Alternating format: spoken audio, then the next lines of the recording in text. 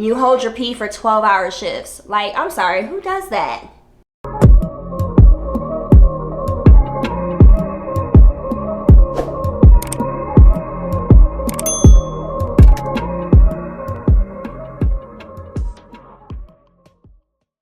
Hi guys, and welcome back to my YouTube channel. My name is Chelsea if you are new here, and today's video is going to be all about the things that I learned as a new grad nurse. Now mind you, it has been about 5 years since I've been a registered nurse, so it's been a little bit of a while. I'm a little bit past the new grad kind of stage and definitely into the more experienced or seasoned stage. So we're going to jump right into this video. I'm going to give you 7 things that I learned that are super important to your new grad nurse journey.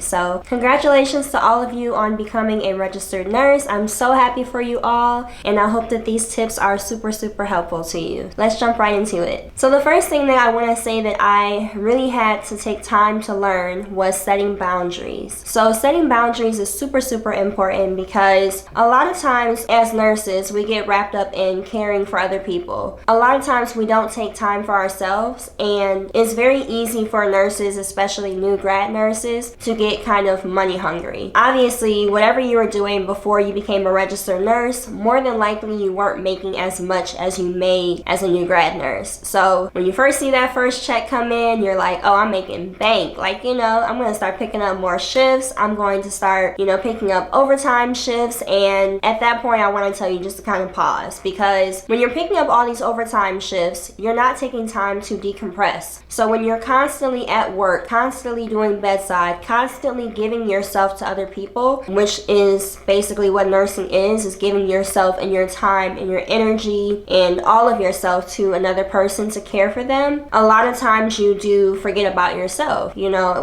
when it comes to decompressing. So for example, let's talk about a code situation. You have a patient that codes, and in nursing, let's be honest, we don't take time to decompress. So after that code situation, you might go next door and you have a patient that is upset with you because you forgot to get their water. That's reality. And I'm just here to tell you that you are a great nurse, and even if you did forget to get that water, you know exactly what you just went through. You know what you just saw, and you know that you don't have time to decompress from the situation. So I think that picking up overtime, you really don't know how that overtime shift is going to go. It could go really great and really smooth, or it could be absolutely chaotic and to the point where you're like, I definitely should not have picked up this extra shift. So with that being said, I want to encourage you all to set boundaries, and part of those boundaries are sometimes saying no to picking up an extra shift. It's not worth it sometimes. That's my number 1 tip. Secondly, I want to tell you all that you have to give yourself grace. You have to allow yourself to make mistakes. As new grad nurses, we make a lot of mistakes. And I'm saying we because even though I'm not a new grad anymore, I still make mistakes, and I still learn from those mistakes. Without learning from those mistakes, there is no growth. And without growth, there is no bettering of yourself. Like, you have to improve as a person, and you have to improve as a nurse as well. And without those mistakes, you can't grow. I think that it's really important to give yourself grace and allow yourself to make those mistakes, not really detrimental ones now, but in general, to make mistakes, to learn from them, to learn about new medications, learn about their side effects, learn what not to mix with another thing, you know, as far as like medications that are compatible with each other. That's just all a learning process of being a new grad nurse, and it's going to take time while you're on the job. So give yourself grace. You're allowed to make mistakes, but you also have to learn from them as well. Another thing is that you're only one person, so you cannot do the job of 10 different people. Give yourself grace when it comes to that as well, because you only are one person. You only have 2 hands. You know, you can't be the housekeeper, you can't be the therapist, you can't be the nurse, you can't be the tech, you can't be the manager. Like, that's a lot of hats to wear, and already we do know that we do wear a lot of hats as far as nursing goes, but to wear those all at one time, or to wear them consistently all the time, every time you clock into a shift, you might want to consider working somewhere else, because that is a lot for one person to take on, and it might not be sustainable. So definitely consider that as well. My third tip that I want to definitely take the time to encourage is take time for yourself. Like, let's be honest, I'm tired of y'all that go about saying that, you know, you hold your pee for 12-hour shifts. Like, I'm sorry, who does that? Like, what about if you have to poop? You know? Like, who holds their poop for 12 hours? Like, when you know you have to go. Like, I know after that first sip of coffee, y'all be running to the bathroom in about 15 minutes or so. So, when it comes to taking care of yourself, part of that is going to the bathroom in a timely manner. Like, don't hold your pee. If you're in the middle of a code, obviously you might have to hold your pee for a minute, you know? But if you know you have to use the bathroom, or it's been a couple hours and you've been drinking water all your shift and you haven't gone at all, maybe you should take some time out to go to the bathroom, or eat something. A lot of people don't eat during their 12-hour shift. And if you think about it, as nurses, we take care of other people. How are you able to take care of other people when you can't take care of yourself? You have to take care of your diet when it comes to eating. You know, don't eat a bunch of junk food if you work nights, because you're going to have to stay up and be alert to take care of these people throughout the night and to catch things that doctors are not there to catch. So your diet is super important. Exercise is very important as well. I know everybody doesn't always exercise, I get that, but exercise, diet, and using the bathroom when there is a need is super important. Take care of yourself so you can take care of other people, because nurses, we exhaust ourselves taking care of everybody else, and we oftentimes neglect our own personal needs, like using the bathroom. So please, for the love of God, please go to the bathroom at least 3 times during your shift, depending on how much water you drink. I digress. My 4th tip is that you are absolutely replaceable. So understand that these hospitals are billion-dollar businesses in a sense. Like, you are replaceable. Just like how McDonald's can fire you tomorrow, if they want to find somebody else to work your shift, they can. You're always replaceable. Whether you are at a bottom-level job or you are at a top-tier job, you are always replaceable. There is always somebody next in line waiting to take your spot. So with that being said, as far as all of the other tips that I've already mentioned, putting yourself first, giving yourself grace, setting boundaries, all of these things you have to do, because if you lose yourself in your job, I mean, what else is there? Like, working is not everything. Working is very important, but it is not the end all be all. It shouldn't consume your life. It shouldn't consume your mental health. It should not consume your relationship. It shouldn't consume you. So definitely keep that in mind as well. You are definitely replaceable, and just as fast as you got the job, somebody else could take your place tomorrow. Also, as far as being replaceable, don't let anybody make you feel bad for quitting a job. Honestly, you should do what's best for you and your family. When it comes to quitting a job, a lot of people bash travel nurses, for example. A lot of people think that travel nurses are only travel nurses because they want to make more money. No, it's just the fact that we actually know what we're worth, and we know our value, and we have the ability and the luxury to travel. Another thing is that you should not let people make you feel bad for leaving a job after 6 months. Now, I never did med-surg nursing, but I don't know how some of y'all survived, because there's no way I would be taking 6 to 8 patients, sometimes 10 on a regular night.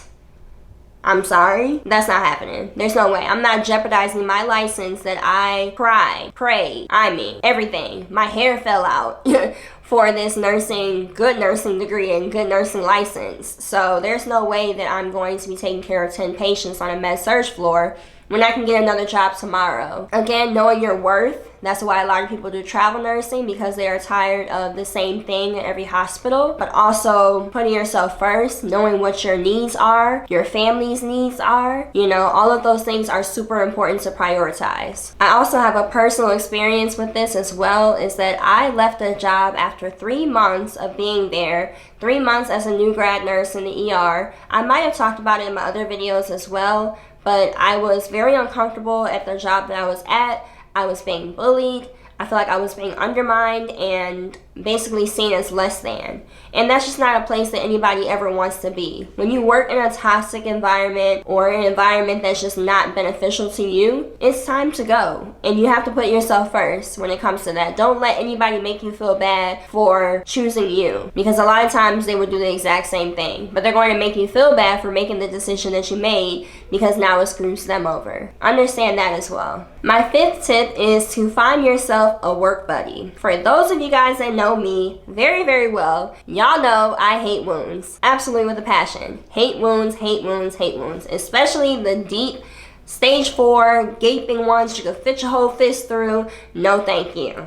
So I think that finding a work bestie or a good work buddy is super important because they make those rough shifts of yours go by really well. Like, they make them manageable. And without them, you have no help a lot of times. You know, you're kind of on your own, especially if you're in a cliquey type of environment, negative type of environment, or negative coworkers that are like, oh, well, you didn't scratch my back last week, so I'm not going to scratch yours this week. I'm sorry, does it really matter? Like, it's for the safety of the patient. If I need assistance pulling this patient up, like, what do you want? The patient not to get turned? Like, we gotta turn this patient, but I'm gonna need some extra hands, you know? But there's people who are out there in these work environments that are like, oh, I'm not helping you because you didn't help me last week, you know? And that, you don't want to work in that type of environment. When you start to notice that people are like that, definitely start putting your application somewhere else, because it's time to go. Like, ASAP, okay? With all that being said, it's super important to notice those red flags when it comes to a work environment. Again, just going back to what I said earlier, it's just putting yourself first. Number 6 is that it is okay to not be okay. You are not the only one in nursing who hates it. Believe you me. After COVID, a lot of nurses have experienced burnout, and it is truly a thing. I actually just went to the dentist the other day, and the dental hygienist asked me, hey, like, you know, do you love nursing?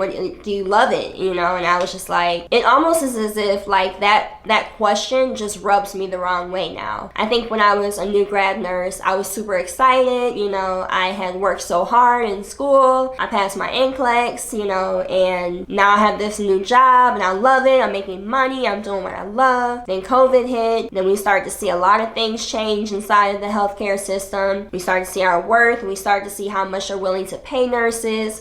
And it just really changed the whole perspective of working in the hospital and doing bedside. So yes, a lot of nurses are burnt out. A lot of them do not love nursing anymore, but they have no choice but to do it because they have nothing else to do or nothing else that they desire to do. That is definitely a challenge in itself, and I'm just saying that to say that it is okay to not be okay. You are not the only one out there that has lost a sense of direction on what they want to achieve when it comes to nursing. That's my tip on that. Those of you that watch my channel, you all know that I am a huge advocate when it comes to different forms of nursing. So nurse entrepreneurship, forensic nursing, nurse practitioner, outpatient nurse. Like, there's so many different avenues of nursing that you can dive into, and you don't have to be complacent. You don't have to stay with where you are when you're unhappy. It's very broad. Like, nursing itself is a very broad field, and you will never get bored. And if you do get bored, you can go somewhere else and try something different. And my number 7 tip is that as a new grad nurse, a lot of times when it comes to working bedside, use it to your advantage. I know that some people, they'll be in nursing school and they're like, oh, I really want to be an aesthetic nurse, you know. That was never me. I didn't find aesthetic nursing until probably around the pandemic time period, and I just kind of wanted to own my own business as well, but I never thought that like that was something that I could achieve or like that was in God's plan for me. But here I am now. For those of you who watch my channel, you guys know that I own my own medical spa. I'm just a huge advocate for different forms of nursing, and it's okay if like you're in the hospital and you're working as a bedside nurse or a med-surg nurse or ICU and you really don't want to do bedside, but you don't really know what you want to do. That's okay too. It's okay to be in an in-between spot where it's like, I don't want to go back to school for nurse practitioner if I don't even know what I want to do with nurse practitioner license, you know? So it's okay to still work bedside and kind of be in an in-between period where you're kind of like, I don't know what I want to do yet, but I know this is not it, but I have to make money and pay my bills, you know? So I've met a lot of nurses recently, especially ever since I kind of opened my own medical spa, that say that they do want to do something different with nursing, but they don't know exactly what they want to do yet. So they're just kind of drumming up ideas and like waiting for that creativity, or, you know, pray about it and hopefully it comes to them really soon. In that meantime, or in that figuring out period, you can definitely still work bedside and use it to your advantage. Or you can do travel nursing and use it to your advantage to save for whatever you may aspire to do in the future. So with that being said, those are all of my 7 tips that I definitely highly encourage nurses and new grad nurses to take into account. I hope you enjoyed these 7 tips that I had to offer you all. I think that being a new grad nurse is a challenge in itself. Nursing itself is a challenge, and I think that there's there's not a whole lot of representation out there for encouraging new grad nurses. So hopefully I was encouraging in this video, and hopefully all these tips will help you all out. I say just remember to just kind of, again, put yourself first. You have to put your mental health first too. You have to do what's best for you and your family. I'm super excited for you all to embark on this journey, and congratulations. Yeah, I hope the best for you all. I hope this video was helpful to you, and I will see you guys in my next video. Bye everyone.